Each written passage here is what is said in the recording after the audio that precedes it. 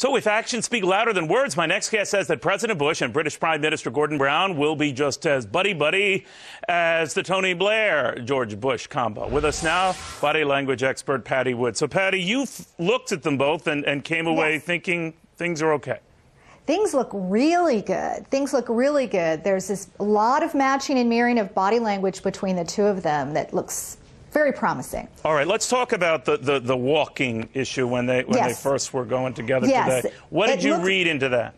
Well, it looks like two cowboys going into the town together to take over the bad guys. If you look at the exact matching and mirroring of their inside arms and the outside placement of the arms, that matching and mirroring shows that they're of like minds and that they had a lot of agreement on the issues coming into this speech. All right. Later on, when the President, Gordon Brown, were on that exact same position, isn't that all staged anyway, or what are we to make of that? Well, when they're walking together, that's very hard to plan ahead. There's too many motions. We can give out up to 10,000 cues every minute. So walking cues are particularly revealing because they can't be planned. So that matching, mirroring, and walking really shows like-mindedness. All right. So when you want to make a point, or either is trying to make a point, how they physically gesture during that point is crucial to you. What did that tell you? Absolutely. There's a chopping motion that Bush makes when he's talking about freedom. That was, I believe, the most revealing gesture of the whole interaction, because throughout the rest of Bush's speech, he was showing deference to Brown, kind of checking in like a husband checks in to see if his story's, is this right, hun?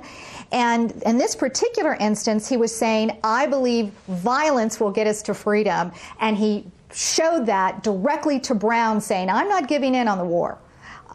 Really powerful cue, very powerful cue.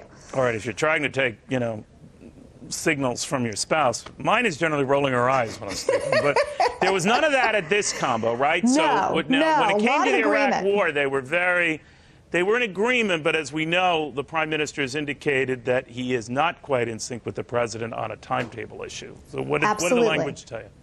Well, Brown showed a lot more gravitas, a lot more seriousness. He was much more self-contained as he was going through issue by issue, where Bush was relaxed, leaning up against the podium, and orienting his heart towards Brown to show, hey, you're in this with me, I'm in it with you.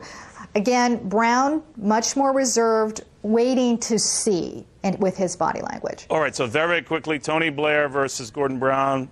How's the relationship?